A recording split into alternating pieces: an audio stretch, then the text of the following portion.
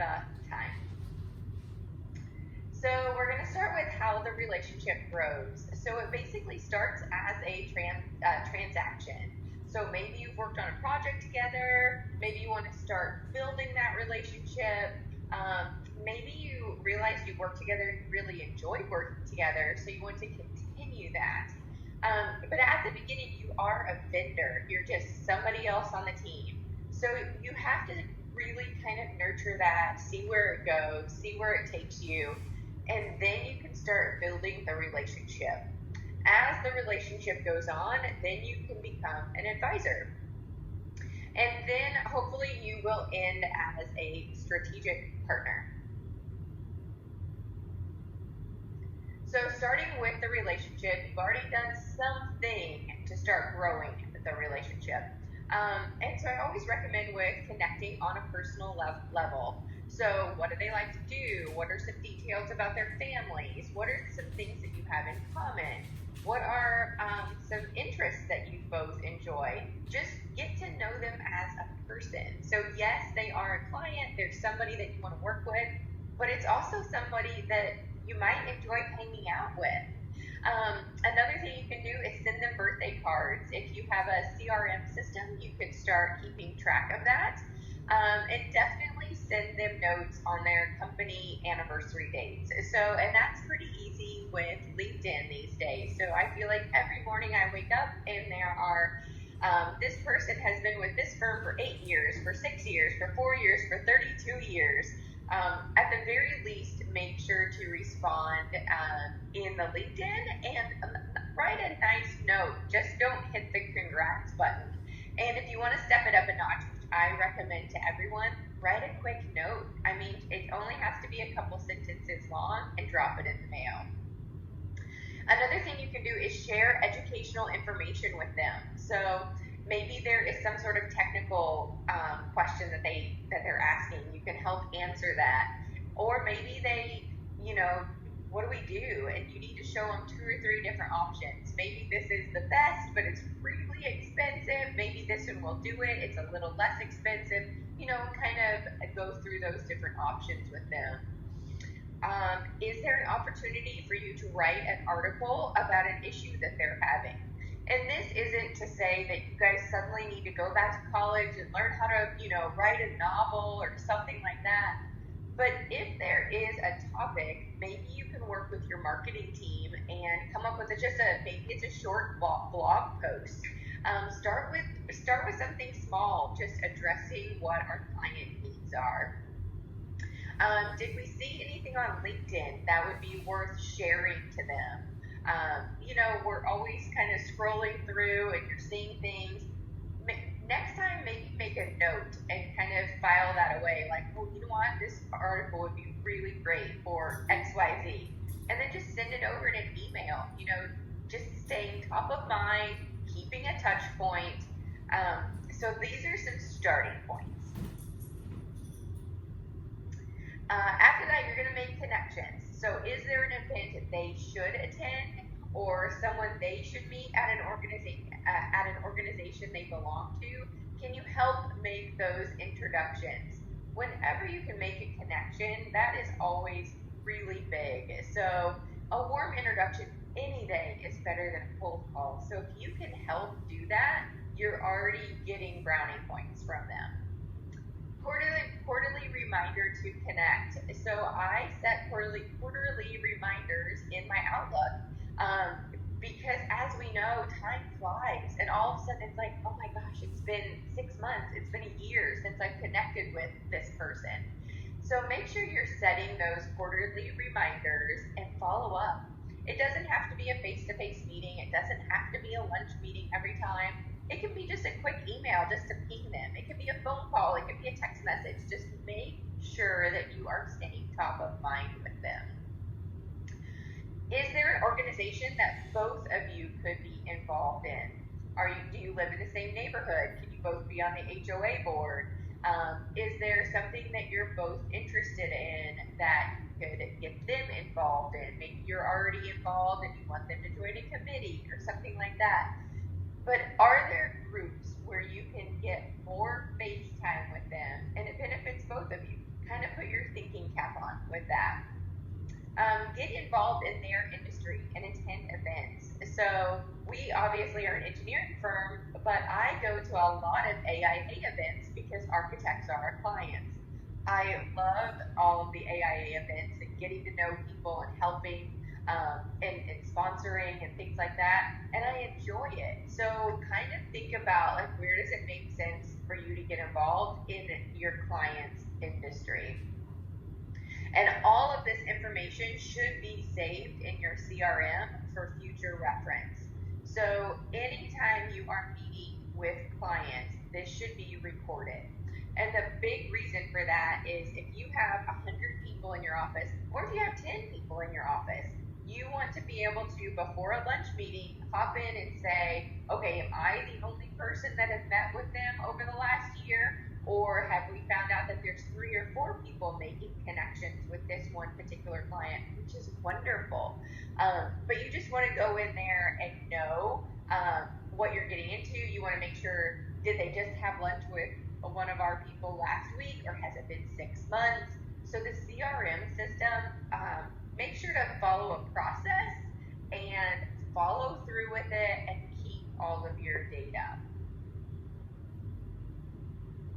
So why do we care? Why is any of this important?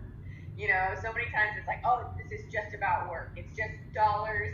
It's just, you know, a project, this relationship building, or I don't know. Well, it's a big deal. The number one thing is so we don't lose our clients. So I say it all the time. We do business with people we know, like, and trust. We don't want to take advantage of the, oh, yeah, they know me. That isn't going to happen. We've had people who, we've known and they haven't reached out in 5 years. That doesn't mean that he's a best friend and that I'm immediately going to put them on the project. We met, but I don't know him. So make sure that you're kind of keeping those two things separated. And this last point, you don't make a best friend and then never talk to them again. So I will say you don't have to be best friends with all of your clients, but we do business with people we know, like, and trust. So you need to know them, you need to like them, and you need to trust them. Zippering our clients. So this is something we say in SMPS quite a bit. We need to zipper our clients. So what does this mean? It means we need to know more than one person at the firm.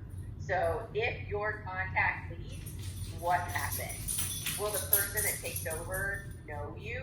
Will that person want to use their people, or are you their person? How does that work?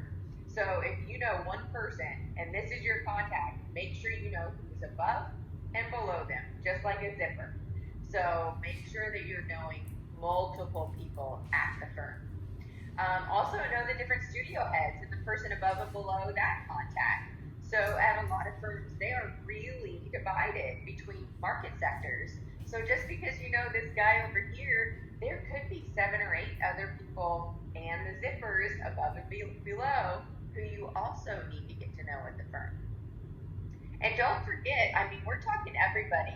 So everyone needs to get to know you. If you're going to their office quite a bit, take the time to get to know their admin. So many times that is the doorkeeper, and he or she will decide whether or not, you know, the boss wants to take your meeting. So just be appreciative of everyone at every level. Maybe they're not a decision maker today, but they might be in a couple years. Okay, so we're starting to build the relationship and we're moving toward advising them. So you're building it, you're getting to know them really well. I want you to think about these things.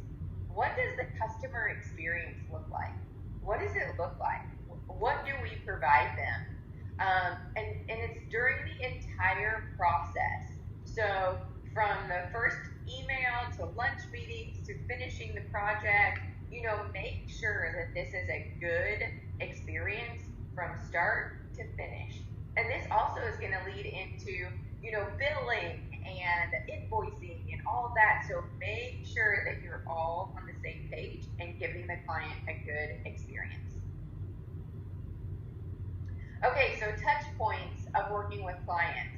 I'm always talking about touch points. We have got to stay in front of our clients. So these are just a few touch points. Interviews to win the job, kickoff meetings with our new team, project expectation conversations, delivering the project, managing the project, PR, invoicing, walkthroughs on job sites, tours of job sites. Maybe the job has, maybe the project has a soft opening. Make sure you're there. If there's any kind of turnover in the office, how smoothly does that transition in? And are you debriefing? Are you finding out what they're liking or what they're disliking about us? All of these things are touch points. So out of all of that, are there any opportunities in this that we're missing? Are we not zippering? Have we never thought about it? Are there different things that we can do to make sure we're getting in front of the clients? And who is making the contact? Are you waiting for your boss to make the contact? When does this start? So I say everyone is business development. If you are working at the office, you are business development. What extra connections are we making? Are we giving introductions? Are we telling them about organizations to get involved with? So what extra things are we doing? And then also keep your BD professional involved. So a lot of times I am not an engineer, and so a lot of times there may be questions that an engineer has to answer. And I really appreciate being looped in so I can see, okay, like this project is moving forward, and these two engineers are really taking care of the client. And I can see, and I kind of, keep tabs on this. I say mentally, but also in the CRM system, so I can kind of remember, oh yeah, okay, this person knows this person, maybe they'll go to the next lunch meeting with me. So just keep BD involved. What do our clients want? It's the same thing that you would want. So you want to be valued. You don't want to just be a number. We want attentive service. We want our needs to be understood. We want easy communication. So I hear this a lot, where they're not using firm XYZ because they couldn't communicate with them. So make sure you're easily accessible, you're sending the email, you're setting up the Zoom meetings, you're doing the phone calls. Make sure to communicate. This is a big one, and I say it probably once a week just with anything in life. Under promise and over deliver. Make sure you are staying on time with everything. Make sure to give some explanations on changes or offer adjustments. Keep it easy. So what is your process to keep all of this easy? I like processes. I like to have a schedule, a game plan, kind of like how I know I'm going to tackle my next project. So make sure to keep it easy with your clients. Don't make it hard. Great, even better if. This is something that my husband's firm, they talk about a lot. They will have a meeting and they'll say, you know what, we're just going to keep this positive. So this project was great. It could be even better if. And it's not a time to vent. It's just a time to say, you know what, maybe this process could be a little bit better, or maybe that process could be a little bit better. So just kind of keep those things in mind. Did you follow through on action items? Make sure to follow through. So anything that we would want, it's the same things our clients want. Okay, so now we are their partner. This doesn't take place overnight. You like my little sloth graphic over here? So statistics show that it takes an average of 2 years from the time you meet someone, from a time they offer a job for you to propose on. Not that you win a job, but 2 years to just be offered a proposal to propose on. That's it. So business development, building relationships, all of this is the long game. Don't give up. You're not going to meet somebody and then they magically give you something to propose on the next week, because you have to build everything. You have to build knowing them, liking them, trusting them. It takes time. And that goes on to the next point. So think more long term. Look beyond the due date, the project. This is forever. So you want to build this connection and use the next 40 years of your career. So just kind of keep that in mind. This isn't a one and done thing. You just want to continue building relationships. Okay, so you've started to get to know, start getting to know how their firm is structured. So like I said earlier, sometimes firms have studios that are divided. Well, figure this out and then figure out who it is that you need to talk to. Are there new markets that they want to get into?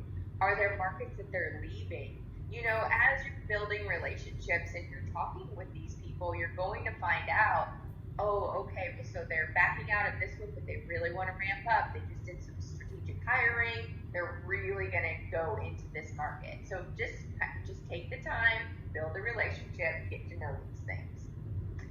How can we continue helping them? So we need to be the go-to solution. We need to know that they can pick up the phone and ask us questions. And I have a caveat. This isn't a free thing. We're not giving everything away for free. But we need to be that person they know, like, and trust enough to pick up the phone and ask us. How can we improve and streamline our work together? Is there a better process? Have those conversations. What did you like? What did you not like? How can we make this better? We need to know who their competitors are, and who are our competitors, and how can we be competitive? Are we offering enough services? Should we offer more? Should we offer less? Take the time to do that market research to figure out how we can continue helping them. And the last point on this slide is, do we have the same goals? So maybe we have a few of the same goals. Some of them overlap and it works, and maybe some of their goals are outside a little bit. Maybe their goals aren't just project focused. Maybe they're doing some of the same community involvement types of things that we're doing. Maybe we're both hiring and we want to bounce some ideas off of each other on what we're going through with interviewing and that type of a process. We can grow together with them. And can we make connections and send resources to them? So I mentioned this a little bit earlier in the slide, but anytime you think of something that would benefit them, make sure to send it over to them. It just keeps you top of mind, and that's what we want. So the bottom line with all of this is to continue getting deeper with the relationships with our current clients. And that is it. As always, if you guys have any questions, make sure to shoot me an email, connect with me on LinkedIn, be sure to find me on Instagram. And I hope this helped, and I will talk to you guys soon.